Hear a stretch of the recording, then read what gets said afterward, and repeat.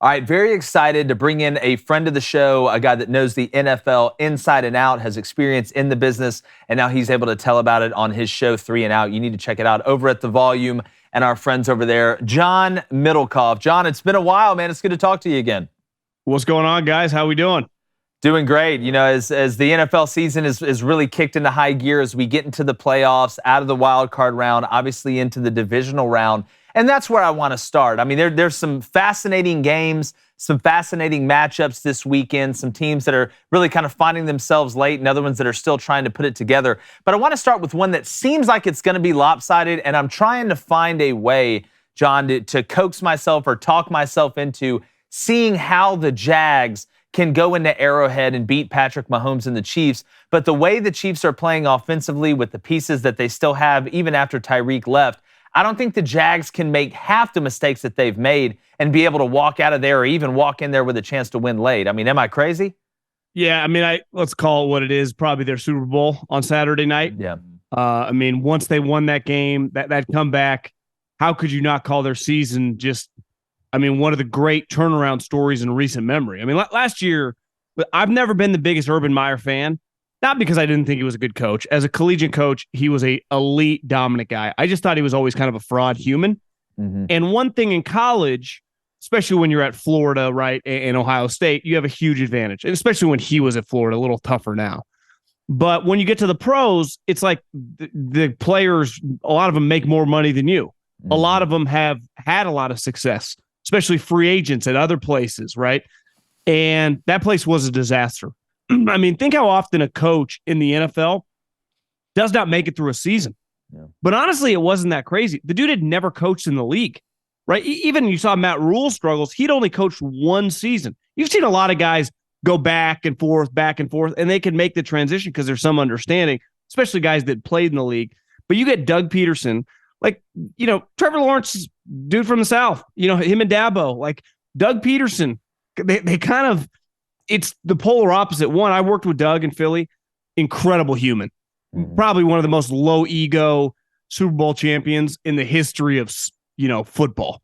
So, and you saw on Saturday night, he's like, bro, just calm down. Yeah. Now, it was going to take some blown coverages and stuff for them to make a comeback, which they got, but the Chiefs is a different animal. I mean, you got, to me, they are, I mean, I think it's fair to say they got a long way to go, but they are the Brady and Belichick right now, the best coach and the best quarterback combination of the modern day era of the kind of this group of Burrow, Josh, and all those guys. I mean, I don't know how they're not the heavy favorites. I mean, they played the Niners earlier this season. They killed them. So my money would be on the Chiefs, obviously Saturday, but I would say to win the whole thing as of right now. Yeah, and when you look at Urban Meyer, and I think we saw this a little bit with Nick Saban and Steve Spurrier as well, when you go to the NFL, you don't have all the control that you have in college at a place that really, really cares about football. At the end of the day, every decision that's made that has to do with the football program went through Urban Meyer, where he was. It went through Nick Saban. Any coaches, Kirby has full control at Georgia. Now it's a must, in my opinion, if you're an athletic director, to give a guy full control to have a chance to compete. But in the NFL, you have an owner. There's a GM. You're not the highest guy on the totem pole, and unless you've been there, done that, you're not walking around with the cachet and that same ability over the players and over the people in the organization that you're used to. So I think that causes some friction. Obviously, Saban and Spurrier went out a little bit different way than Urban did. But moving on to what I think, in my opinion, is the best chance for an upset in these divisional round games on this weekend is the Giants and the Eagles. And I know the Eagles have been fantastic pretty much all season. Toward the end, Jalen Hurts goes down with the shoulder. I know the game it meant something for him last regular season game for the Eagles. The Giants played their backups. But when I look at Daniel Jones, and we can talk about Trevor Lawrence and his resurgence, we can talk about Geno Smith and his resurgence, and some of these other quarterbacks that have kind of found themselves lately. When I see the elevation of the decision-making of Daniel Jones and seeing him continue to grow and really use his legs to give them that true hat on a hat, 11 on 11 advantage like we've seen with the Eagles. I know they're a 7.5-point dog. I like the Giants going into this game, John. I just feel like they're gritty. I know the Eagles are gritty, but I feel like the Giants just keep finding a way. To me, they have like a poor man's version parallels of the Harbaugh Niner teams. Now, when Harbaugh came to the Niners, that roster had a lot better players. Patrick Willis, Navarro Bowman, Joe Staley, Crabtree, Vernon Davis. Like, they had more high-end guys that just needed to be unleashed. But this team, in terms of the way they play, kind of ugly, tough, well-coached, but most importantly, like those Harbaugh teams, he resurrected Alex Smith. And I think there are a lot of parallels between Alex and DJ. DJ probably has a little bit better arm, but super high-level guy, has seen, the dirt, right? I mean, was dragged the last 4 years or whatever since he's been in New York, and rightfully so. Like, it was pretty ugly, but it kind of turns out might have been the coaches, like when Harbaugh showed up, might have been Mike Nolan and Mike Singletary stunk. Alex Smith just needed to get, someone that believed in him and put him in the right spot. And obviously, I mean, you guys are big college football guys. Saquon, after the knee injury, kind of looked like a shell of himself. That run he made, the touchdown run, was like his on the speed. Yeah, his like ability to one cut, speed, make a guy miss, hit a corner is elite. And when you have that, and they got it back now, they play good defense. The one thing is, and listen, I don't know where you guys stood on Jalen Hurts. I thought he was a running back coming out of college. And it shows you never, and Daniel Jones falls under this, Brock Purdy falls under this. People, right? It's a people business. It's not, these guys aren't robots. And Jalen is a focused cat. And he just kept improving, son of a coach. But if he's injured, like, this is out of his control. Even Sirianni said yesterday, like, he clearly ain't 100%. Yeah. And part of the reason they were rolling, which when they were really good, they were awesome. I mean, they're super loaded team, but they're not. I mean, Lane Johnson's banged up. Their star quarterback's banged up. And to me, that just gives you life. And there's a pressure, I think, in college, like Ohio State, Michigan, Bama, Auburn, anytime you play that big game, I think it's the same way in the playoffs when you get a division opponent. It's like, we've seen these guys, like, we all know each other, right? So there is a level of, it's not, the point spread's big, like the Jags Chiefs. They're not a division rival. Like, it's a one-off game. I know they played this year, but Daniel Jones has seen the Eagles every year of his career, right? Saquon Barkley has made big plays against the Eagles. So I think sometimes we overreact, when there's an upset in the playoffs the following week. But I think because it's a division rival, and clearly Daboll, I mean, what a stud. For sure. That he's doing a hell of a job. Yeah, well, it's like when two teams from the same conference meet in the Sweet 16. Sure. Like, you know what's about to go down when your opponent's there. And I'll give you one quick comp with Daniel Jones. The more I've watched him play this year and the more I've watched him progress, the more he looks like Andrew Luck to me. That's just who he looks. The ability to run. Well, he's bigger now. He's thicker, clearly. Yep. He's got a better arm than Alex. Yeah, I mean, if he's going to play like he showed yesterday, and it's hard to play like that every week because the Vikings defense stinks. Yeah. But he clearly has a lot to work with, and he isn't going to shock anyone if he goes on to have a long, just solid career. I mean, if Kirk Cousins can have a really good career, Daniel Jones can, or Dak, right? No, I love the Alex Smith and Daniel Jones comparison there, because no one got the most out of that number one pick, Alex Smith, until Jim Harbaugh came into San Francisco. Same with Brian Daboll here now, two offensive-minded coaches. And I've been telling these guys, with Brian Daboll, now no longer with Buffalo. When he was the OC, you've seen Josh Allen throw more interceptions this season, which brings me to the Bengals and Bills game here. We were so excited for this matchup a few weeks ago. And we got 10 minutes of action before the traumatic situation with Damar Hamlin. Now this line right here is -5 Buffalo, and the over-under at 48.5 has come down at least 2 points in the last 24 hours. So, John, how do you think this one's going to go here? Do you think Cincinnati, who has this impressive win streak, could this thing turn into a shootout? And can that offensive line for Cincinnati protect Joe Burrow with some of the injuries they've had? To me, what's fascinating, and you played, and Jake, you coached, like, you developed this game plan all week. And especially for a game of that magnitude, right, with the Damar Hamlin night. But then the game just doesn't happen. I mean, it happened, a couple series? Was that the second series of the game? Yeah, second or third. I can't remember. Yeah, so it's like you had all these plays, all these ideas, how you guys were going to attack each other. You didn't really use the majority of it.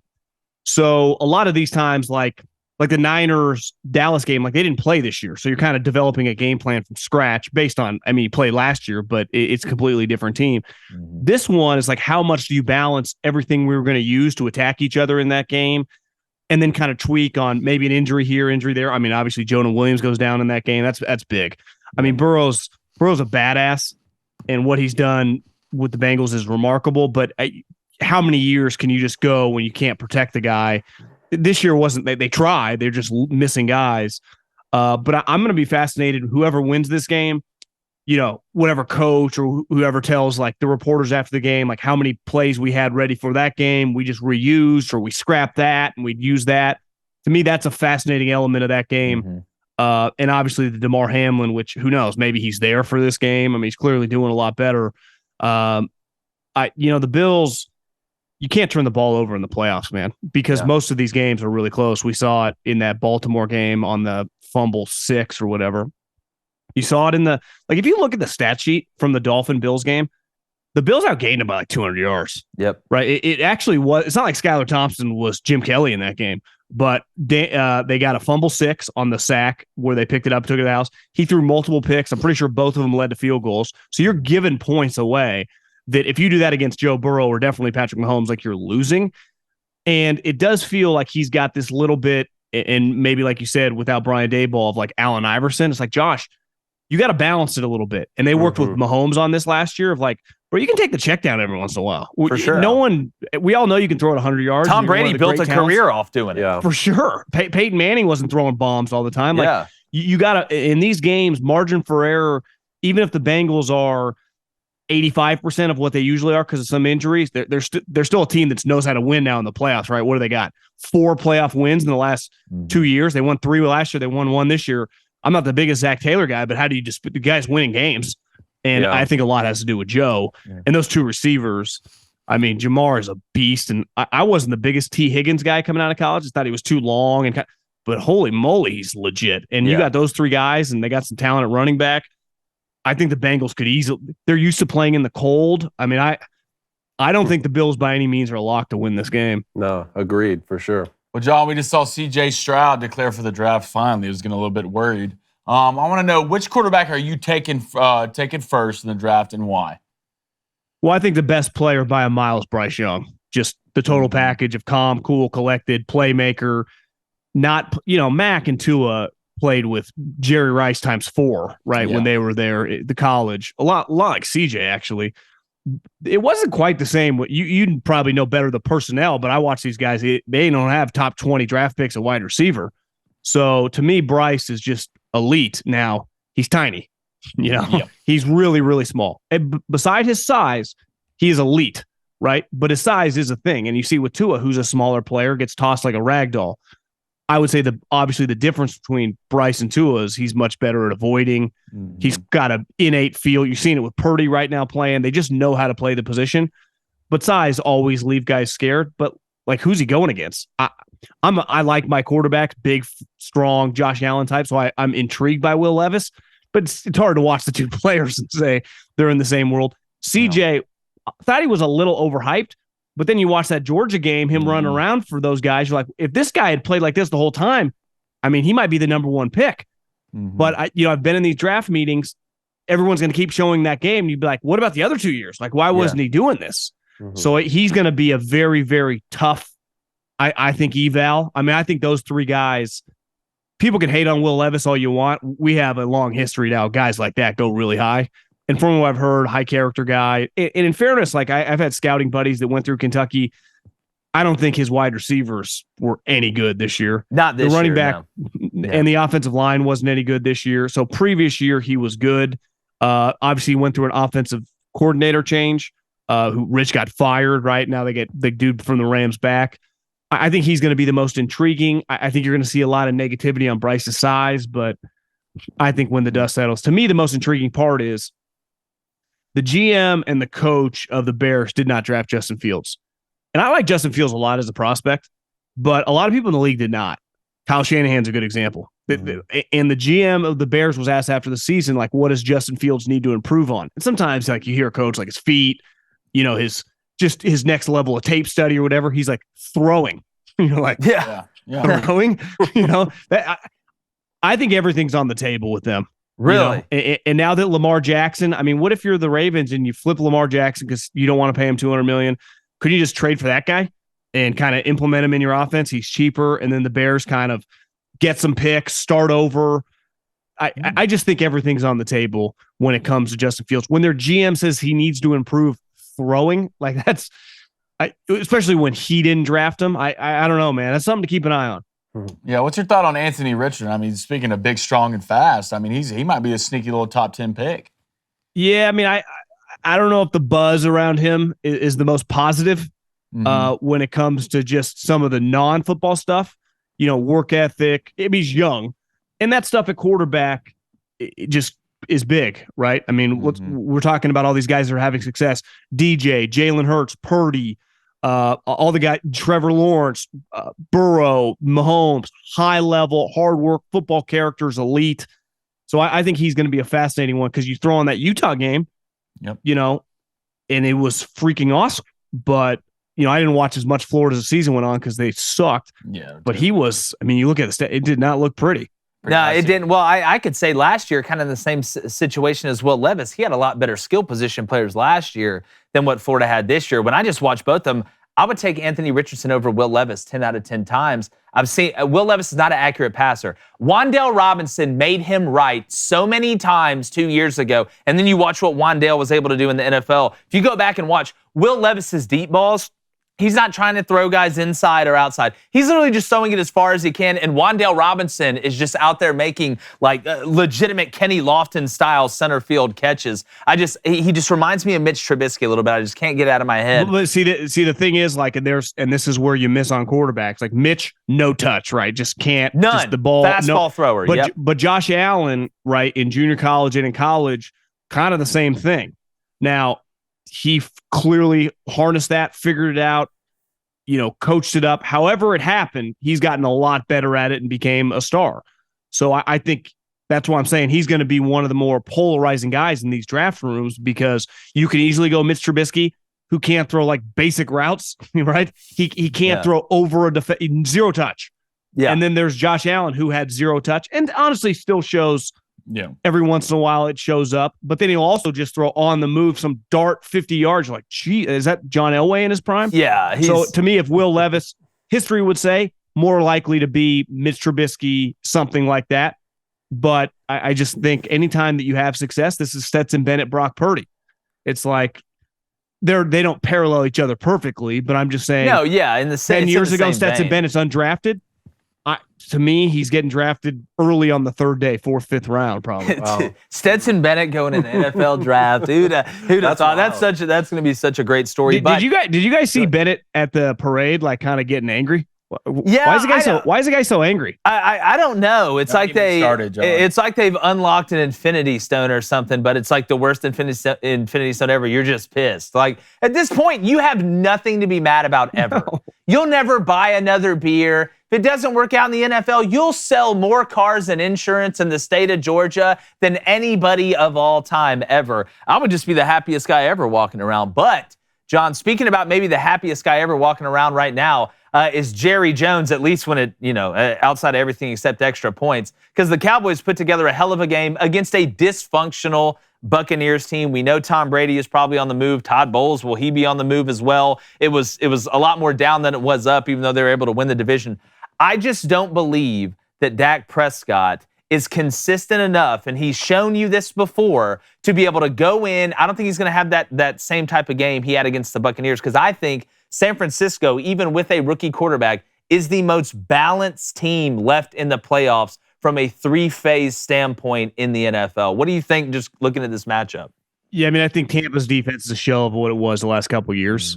And to me, Dak, when he's on the move, can look pretty good. Like him and Cousins get compared a lot, but to me, the differentiating factor is Dak can move, Cousins can't. So when you got to go off script, Dak can do that. But it's like he was a rhythm guy, like when a basketball shooter starts getting hot or a golfer starts just draining every putt, and he got in that rhythm on Monday night. But we've watched him, I would say the majority of the season has been very hit or miss. I mean, he's a good player. Like he can have good drives, he can have good games. But how often he's not an elite guy that just rattles off games like that. And the Niners defense, well, they've been a little hit or miss, I would say lately. They have team speed, so Dak can't just run around. Yeah. He's got to be precise. You got to win from within the pocket. And that's not really Dak, deal. Like he's not just going to play like Joe Burrow or Patrick Mahomes, just or Peyton Manning. The other thing is, the disadvantage they have, like last year, the Rams won the Super Bowl on the Monday night game, but they were at home, right? So they got to just immediately probably go back to the office, do a little tape. Next day, the coaches. Think about what time McCarthy and the coaching staff got home. Whatever the plane lands, 3, 4 in the morning. Well, they're way behind because San Francisco's been game planning kind of for both. And then probably 10 minutes into that game, Kyle Shanahan screamed down the office like, let's just focus on Dallas. So by the time those guys, they're spent, the players get the day off on Tuesday. They're just scramming on San Francisco. And then let's face it, today, the players got to be a little tired. They've been on the road a ton the end of the year. Washington was on the road. They were terrible. They had to go on the road the last Thursday night game of the year, Tennessee. So obviously this road game, I mean, they've just been traveling a lot. But, it's the NFL playoffs. You never know, a little nostalgia from the mid-'90s playing this game. But I don't know. I think the Cowboys are in a little trouble. Talking about the Cowboys, John, we're only 3 days removed from Tom Brady being bounced from these playoffs. It seems like it's no surprise to us that his worst season as a pro football player sort of coincided with the most tumultuous year in his private life off the field. There's 3 options here. He could run it back with the Bucs. He can retire as an NFL quarterback or maybe give another team a shot, a loaded franchise for another season or 2 like we thought he was going to do with the Bucs. What will Tom Brady do here moving forward? Yeah, to me, man, just right off. Yeah, Your worst season, your crappiest season of your career, basically, was still a playoff season. You won the division. It wasn't that bad. A lot of guys go out where – the other thing is, unlike Manning, Breeze, and Big Ben, now, I guess all those guys made the playoffs, and Manning obviously won the Super Bowl, but Manning couldn't throw. Roethlisberger could barely throw. Breeze's arm was shot. Like, Tom can still throw. He just doesn't want to get hit. Which, who blames him? He's 45. It's like Tom can't play if he won't sit in the pocket, right? Because he can't move at all. And you guys know college football. Like, there are way more sweet D linemen coming in the league every year than offensive linemen. So part of the pressure, like everyone's getting pressured now. But Burrow, Allen, Mahomes, Lawrence, Purdy, Jalen, whoever, Daniel Jones, they can at least extend plays with their feet. Geno, Tom can't. So you always going to have to win within the pocket, but you saw on Monday night, the moment that dude got a little pressure, he just kind of hit the ground. Again, I don't blame him at all. But it's like, Tom, what are you doing this for? Like, just bored? And I get it. Like, I don't have many hobbies either, and he's got more money. He's got time. Like, what's he going to do? But it's like, I think his days of dominating are just completely over. And I know everyone's crapping on Byron Leftwich, and listen, everyone remember the last couple of years was like, Bruce, he comes in the meeting, tells, Bruce kind of knows what he's doing, has a long history as being an offensive coordinator. And maybe him leaving, I saw those Byron and Tom by themselves. It didn't look pretty. Maybe Bruce isn't the village idiot like everyone thought, And I listen, do I think Tom's going to quit? I don't really, because 45 years in, he doesn't feel like he's ready to pull back, but where's he going to go? Yeah. The Jets or the Dolphins? I don't.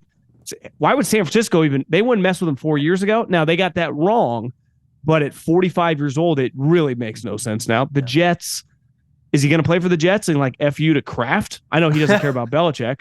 The Dolphins, I mean, it's not like they got a great offensive line. Tua almost gets killed every game. They say Sean Payton and the Panthers would be a great destination if that works out. For sure. Yeah, but John, we really appreciate it, man. I know you're busy. 3 and Out. It's a hell of a podcast. You do a great job over there at the Volume. We need to get you back on soon, man. I know it's going to be some great ball this weekend. Tell everybody where they can find your stuff. Yeah, Apple, iTunes, YouTube, search around. It's there. 3 and Out. Appreciate everyone checking it out, and I'm jealous of your guys' setup. Look, it's a good situation. I need to talk to the powers that be to get me one of those. You guys got comfy chairs. You got jerseys. Yeah, well, it's the first time I've ever sat in a chair and doing this like a lounge chair. I'm used to like kind of being up with a mic over, so it's been nice. I'm just missing a cigar and a nice bottle of bourbon next to me. But John, we need to get one. Speaking of a bottle of bourbon, a glass of bourbon, man, we need to get one here soon. Sure. We appreciate you, my friend. Adios, fellas. All right. Hey, YouTube. I just wanted to pause eerily for a second to see what you do. Make sure you subscribe. Check us out on all social media platforms as well. Turn that notification bell button on and like this video. It helps more than you can ever imagine.